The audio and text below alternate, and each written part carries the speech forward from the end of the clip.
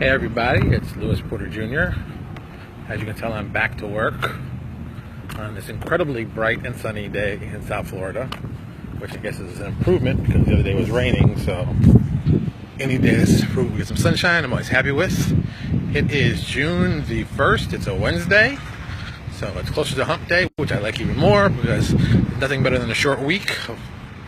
So it's a win-win for me, and I'm really enjoying that. We've had, of course, some more talks about what's going on, but I'm going to bring this up really kind of as a side thing.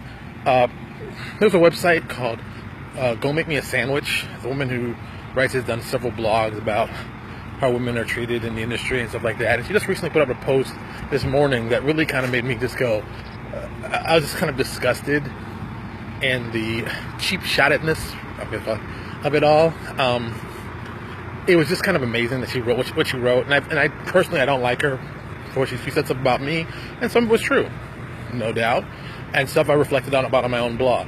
But I thought it was just, to me, the one she just did today was just like just a cheap shot on Paizo, on what Paizo does. So I was really kind of like disappointed, just completely with it. I mean, look, I do a regular blog, I do this, so it just amazed me that she thought that would be appropriate. So, I just thought it was such a cheap shot. And the best part is, like, she's talking like the art directors at Paizo never looked at the artwork that they commissioned or stuff, which made no sense since, there's, the CEO of the company, the art director, and the creative director are all female. So it's like, to even hear some of the stuff, I was just like, complete garbage. I just thought it was just really, just a horrible, horrible thing. And to me, it just very much turned me off on the whole thing. So that's how I just handled that stuff. So whatever. Now into more fun and exciting things. Let's talk about what's going to go on with Starfinder. And every time I see Starfinder, I keep thinking Spelljammer. I keep thinking Starjammers. I keep everything else except for Starfinders. It's just it's amazing how many things start with Star and end with something else besides that. Just a funny little thing. So, for all you people who might be interested and want to know, okay, I want to get involved in publishing. I want to do third-party publishing, but I don't know what to do. And, this big thing with, see, did it again, Starjammers. No. Starfinders just came out that you have to think about what you want to do and how can you get involved and what can you do? All right, third-party publisher, you're new, you don't know anything. Here's just what I would do. This is from beginning level company. This isn't like a well-known company. This is like a first-time company, hasn't really been involved very long. This is what I would do. Number one, I would start writing today. Start writing fluff. I would focus on writing fluff for whatever campaign world or whatever I was going to write. Even if it was going to be an adventure too, I'd start writing the fluff today. I'd get the ideas down, as they were, of what's possible, what's not possible, what do you think you want to do, what do you think you want to see, those things, all the nice fluffy stuff, that kind of stuff, I'd write that up. And realistically, maybe like 30,000 words of it altogether. 30,000 words, it's a good context, and I'd spend a month doing that. That'd be the first month, just working on the fluff, how it would look, how would it come across, that kind of stuff. Boom. Then from there, don't get run over. Then from there, jump to the world you're going to build, or whatever thing you're going to focus on. The thing you're going to focus on. If it's going to be a starship, if it's going to be aliens, like that kind of. Write all that stuff up, but don't write any mechanics. At this point, you don't even touch the mechanics. The mechanics are not important right now. What's important right now is you putting the fluff down and getting that part down. You need to get the fluff ready to go, because let me tell you what's going to happen. If you do all this stuff in advance with all the fluff, or whatever you're going to do, and that may take another month. Let's just say it takes 2 months, or altogether it takes 4 months. It takes you all the way to October. So you still have 10 more months for the stuff to come out. And that's actually to get live in the actual stores and stuff like that. I'm talking about just getting enough of it done where you as a creative person can be ahead of the hard part. Because look, game mechanics are game mechanics. how things work or how they work, and they basically are built on a street. They're built on certain things that work a certain way. The game mechanics, while important, are not as important as the story that you're going to tell with them. Because so many people get caught up with the mechanics, people forget about the actual fun. Because really, you're making a game and it should be fun. A lot of people just make games that are not fun. It's like, this is a cool game, no one in their right mind is ever going to play it. But it's not entertaining. It misses the call of what it is. We are still making games. And the games should be fun. If the games are not fun, you've failed. You know, and it's basically that simple. So, right now, work on the fluff. And this is the perfect time to work on the fluff. Think about how your fluff can connect directly into what Pathfinder is doing. I already knew I was going to be supporting when I first heard it. That wasn't a question. I was trying to find ways I can support New Exodus through it. Last night it came to me from an adventure that I wanted to write for New Exodus for a long time. And basically, this is a very simple adventure. Spaceship, it fits in. Spaceship lands on New Exodus with a pilot. The pilot has this big energy core for the ship. Core's leaking, it's going to explode. He's found a location right there where we can toss this thing down a big, I guess I'd say, canyon. Yeah, canyon. Toss it down there, save everybody. But while he's going through villages and stuff like that, this big engine keeps irradiating everyone with this unusual energy. And that's kind of where the PCs come in, tracking down this guy. They think it's some kind of horrible guy doing this on purpose. So you kind of go from that perspective. So it's really got that kind of feel to it. Okay. Rather, how would you go about referencing OGL material and I wouldn't even, at this point, I would not even reference any OGL material because we don't know what it's going to look. I mean, let's be honest. Starfinder could be very, very similar to OGL, or could be very far apart. Right now, just focus on how you'd like it to work. So in your head, have how the, if this thing does this, have like a 1-2 line, written up thing. Nothing hard in stone. Something but just a character design of it. Okay, this person can do this cool thing. This person can do that cool thing. Then when the books come out, see if you can fit in stuff that falls in that line. But they're gonna write some stuff up that already does.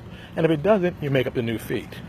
See, to me, it's silly to go through, make this whole book with the feats based on stuff in Pathfinder, and then have to go back and redo it because they've changed it or it doesn't work the same way.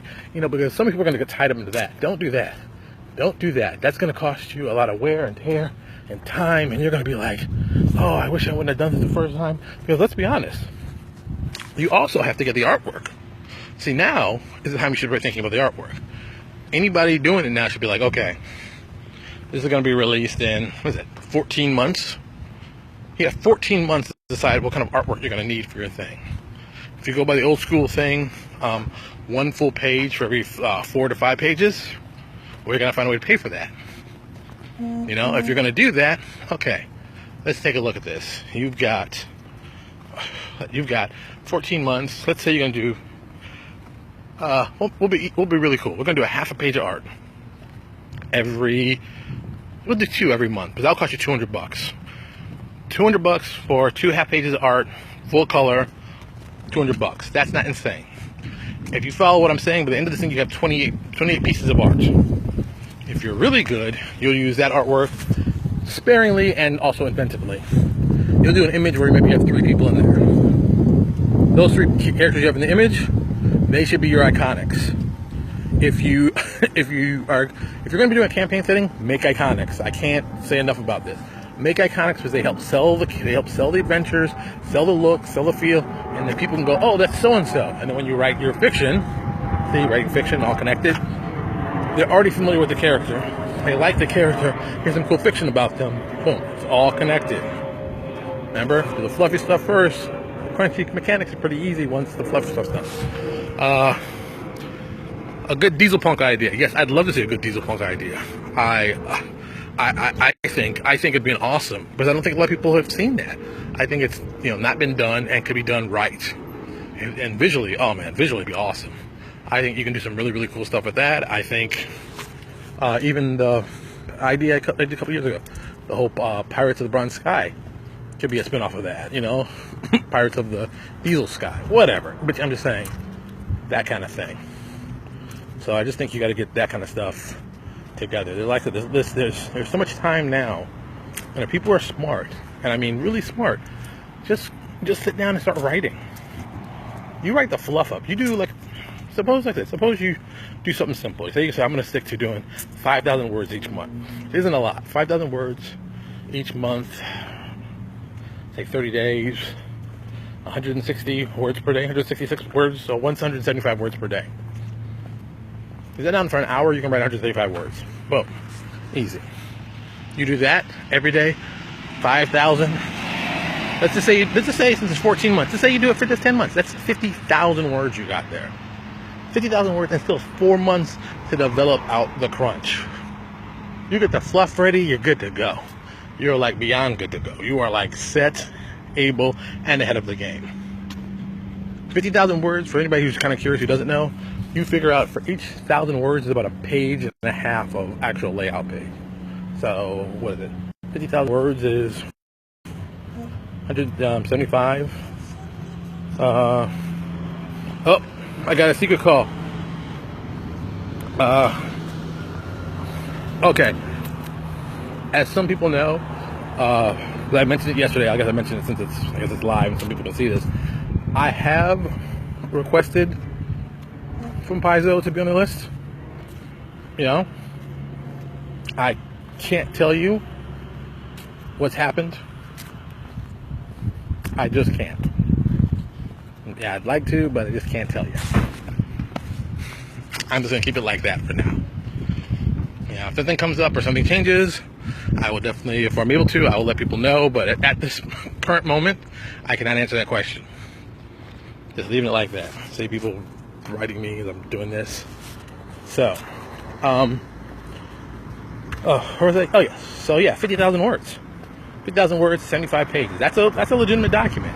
And if you're really good, you can break that into 2 documents. You can do that into that can break into 2 32-page or 2 like 40-page books. There you go. You're ahead of the game with 2 solid books for sale for August release. And remember, you still have 4 months to do something. So you can still keep writing. Or you can just keep focusing on maybe just doing the mechanics at that point. And then when it's released in August, first week it's released, bam, you got your thing. Well, maybe not bam, get your thing. Because I'm going to guess that third-party guys are going to probably say getting some rules. I'm guessing.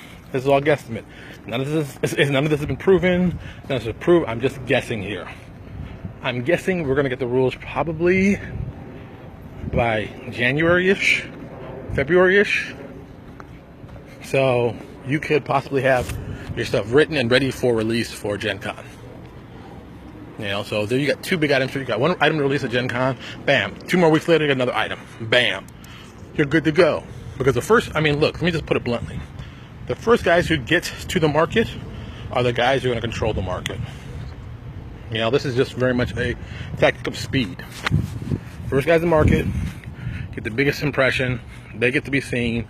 And if it's high-end guys doing high-end work, it's going to be awesome. It's going to be awesome. I mean, you know, we're talking about something that a lot of people just naturally want to see and want to do, and plus the artwork on top of it is going to be just awesome.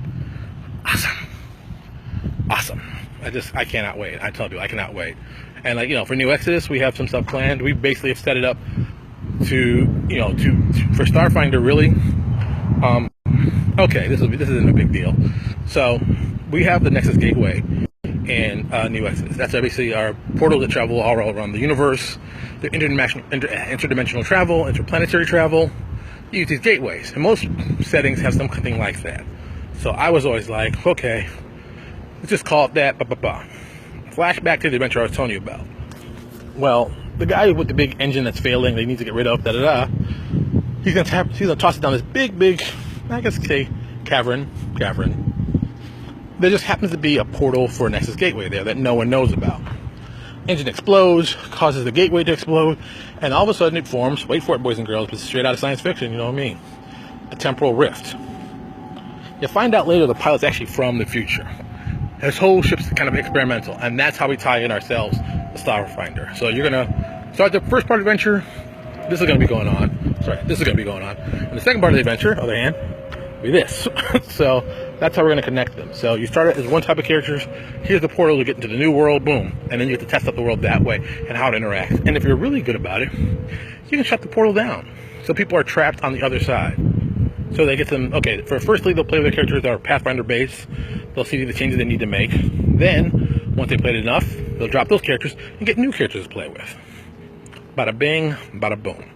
Just like that. It's that simple. That's the plot I'm going with. It's simple, it's easy. You know, it is what it is. That's what makes it kind of cool. It is what it is. So, but like I said, we've got a lot of time. We got a lot of time before any of this stuff comes to fruition. So if you're serious about being publishing, if you're serious about really supporting this, now's the time to start thinking about stuff. You know, by the time January comes around, you should have at least one project, basically, I'd say 90% complete with art. And if you're wondering, oh, well, what do I do about the art? How do I get to pay for the art? Well, that's on you. 90% of it has to be, okay, let's figure out, I want to get art. Talk to guys now. Because, look, it is June 1st. You've got Gen Con coming in August. You've got Origins coming in, Origins? Origins is July? Yeah. Those are two big cons. If you're going to those cons and you want to be published, find some artists there. Tell them what you can afford. Tell them, be truthful with them. I can only afford this. If you can only afford this, you pay this, and you pay them well, and you're good. Most people don't do that. Most people tell, oh, I can afford this, but I really can't. And then art gets freaking done cheap or doesn't get paid, and we don't want that to happen. We want people to get their pay for their artwork, but they work hard, they deserve to get paid. So that's why we're doing it like that. And if you do it in advance, it gives you some time to save up money. Look, like I told you, $100 for a half page of art. You're going to use that art probably 4 different times. You're going to use it actually in the adventure. You're going to use it for maybe small shots of the headshots for stuff you want to use. You keep using the art as many times as you can, and you get the most use out of it. So it isn't like you're paying for one piece of art for one time, like a map, which always drives me crazy. That will always drive me crazy. A map you use one time. I consider that to be art you just can't do anything with. You make it, you're done, that's it. But artwork, boom. Use it again. Use it on ads. Use it till you get to a point where people get tired of seeing it. That's when you do it. That's when you do it. That's what I would do. That's how I would do it. All right. It's hot. I'm going inside because it's hot. It's like very hot. It's like it's about to storm. It's very Florida. When it gets this hot, it's probably going to storm. So that's what I would do. I think a lot of you need to work on that now. My coworker hard at work. My boss's office. He's not there. Now I'm coming in here. See if my other coworkers in here, and I'll harass her too.